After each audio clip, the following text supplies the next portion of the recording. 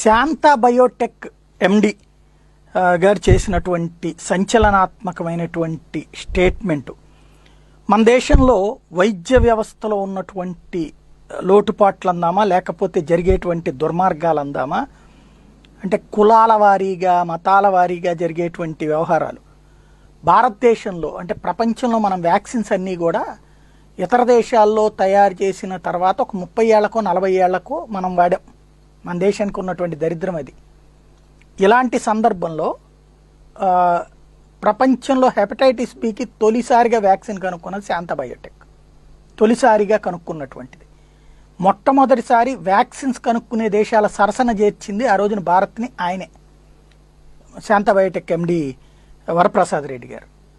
దానికి ప్రపంచమంతా కీర్తిస్తే చివరికి ప్రధానమంత్రి గుజ్రాలే ఆంధ్రాకి రావడానికి రెడీ అయితే దాని ఇనాగరేషన్కి అప్పుడు జరిగిన పరిణామం ఏంటంటే గుజ్రాల్ని ప్రధానమంత్రిని చేసే స్థాయి వ్యక్తి చంద్రబాబు గారు మీద ఆఫ్టర్ ఆల్ 20 కోట్ల వ్యాపారం, దానికి ఇనాగరేషన్కి చంద్రబాబు గారికి టైం లేదు అంటూ ఆనాడు చేశారన్నటువంటి విషయాన్ని ఆయన ఒక ఇంటర్వ్యూలో బయటపెట్టింది. ఒకసారి విందాం. With our vaccine, India has become 4th genetic capable nation.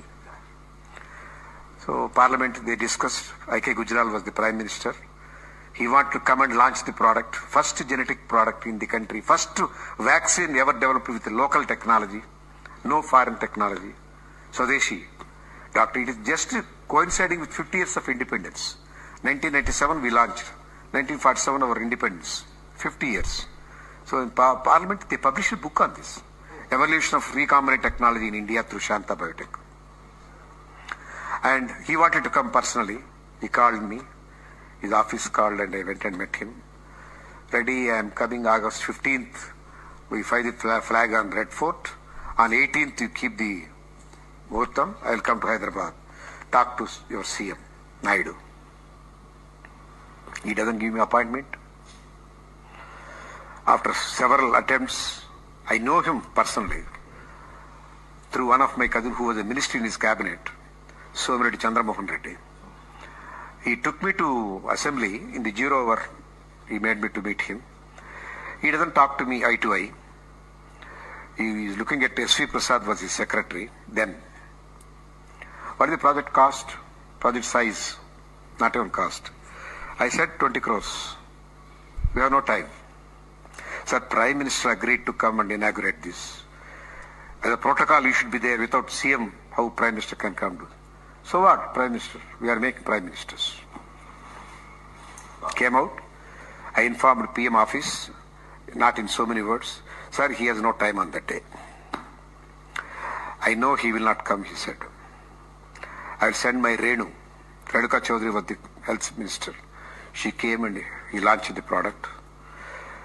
All my difficult times, all the hurdles I have gone through, all the ridicules I have gone through, all the negativities spoken to me was wiped out with her one sentence. Every mother who has given this vaccine to her child will bless you, Varaprasad. In the same spirit we did.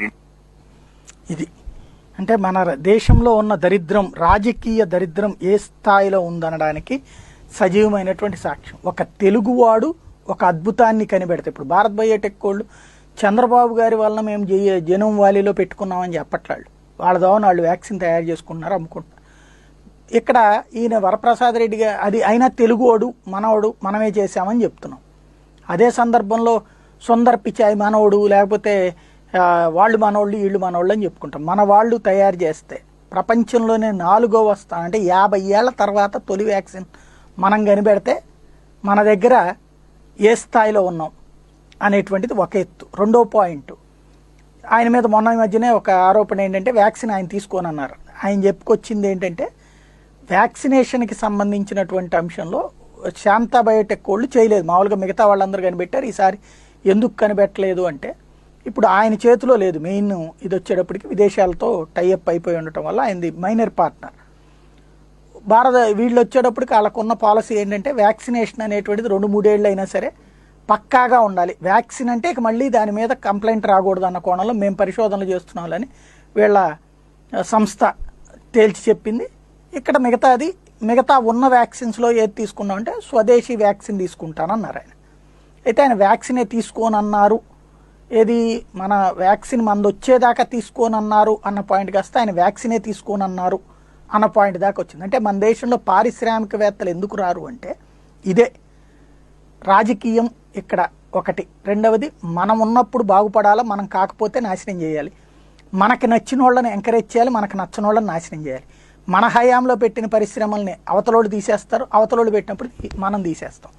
ఎంత అద్భుతాలు సాధించినా ఈ దేశంలో ఉండేటువంటి దౌర్భాగ్య రాజకీయాలకి సజీవ సాక్ష్యం మన తెలుగు నేల నుంచి సాగుతున్నటువంటిది. అందుకే మన వాళ్ళు దేశ విదేశాల్లో సక్సెస్ అవుతూ ఉంటారు, ఇతర రాష్ట్రాల్లో సక్సెస్ అవుతుంటారు, ఉన్న చోటే నాశనం అవుతుంటాం.